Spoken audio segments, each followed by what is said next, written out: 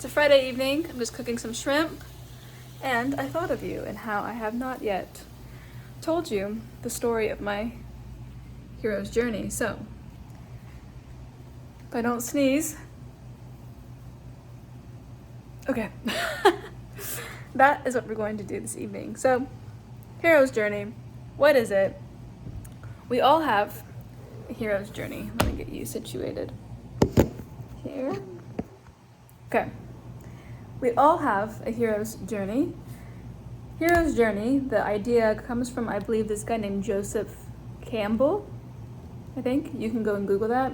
But the hero's journey is this idea that we traverse. There's this arc of where we have problems in life, where we don't feel like we are capable, and then we go through these series of tests and trials and tribulations and challenges, and through those challenges we become the hero of ourselves, of our lives, of our own story.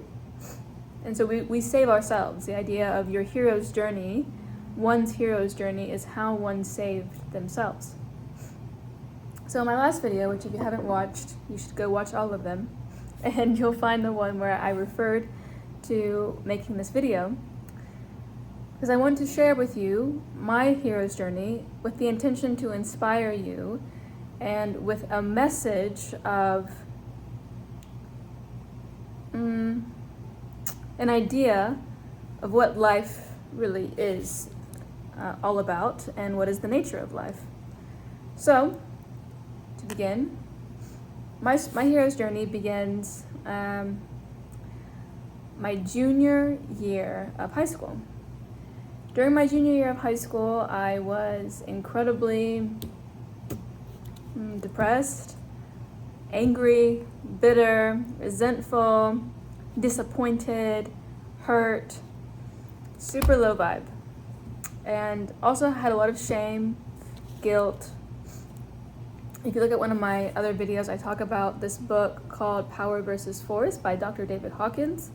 And in this book, there's a map of consciousness that tells you the different energy frequencies that humans can operate and what emotion those energy frequencies correlate with. And it'll show you that shame and guilt is at the very bottom. And it's part of the state of consciousness also called hell. Hell and heaven are states of consciousness. They're inner worlds. They are inner realities. And so when you are trapped in shame and guilt, you are in hell. And it's also the lowest. It keeps us bogged down. So that's how I felt. My junior year of high school, I felt like I was in hell. I didn't have any friends. I burned a lot of bridges. Just was very mad at everything and everyone based on things that happened in my past, which I have a video called My Background, which you can go find out what all that information is. So when I was a junior in high school, I started selling my best friend's boyfriend's Adderall prescription. I went to private school. Adderall is a big drug that's taken to study and to do exams. So I was selling it, and then I got, it wasn't even how I didn't get caught. The person who I was selling it to was seen, and someone reported what she had. She had like a prescription bottle with the Adderall in it, because the girl who reported it thought that it was weed. And so anyways, me, my friend, and my friends whose boyfriend it was, we all get called in. I get expelled, they get to stay. And I was expelled, and I was, I wasn't even allowed to finish my finals.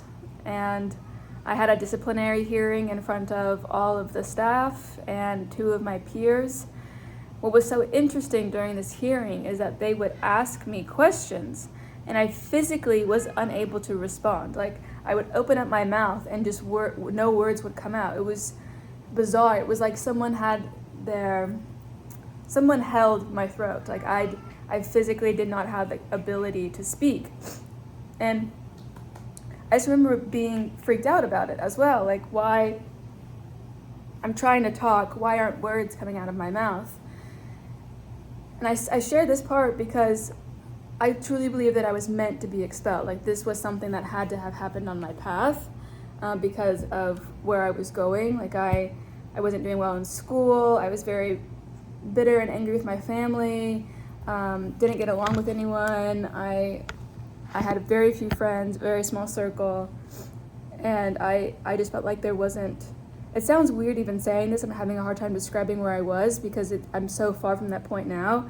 But I really just did not care about my life. I didn't care what happened to me. I would like sit in my bathroom and cry and ask to please, can I start life over? Can I please be anyone else but me?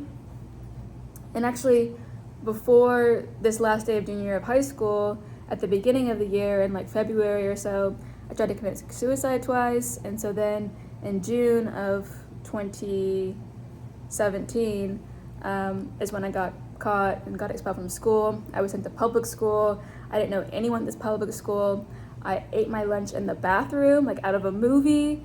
And then eventually I just started leaving school at lunch and just would skip my afternoon classes because I was so fed up. I didn't care if I broke rules. I didn't care if I pissed people off. I didn't care if I did a bad job. I was just so unhappy and so miserable and really just wanted nothing to do with myself, to be honest.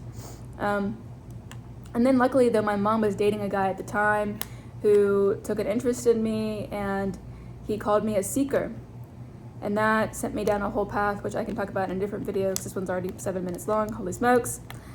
And then he suggested to my mom that I go to boarding school, and he found this boarding school in France for me to go to.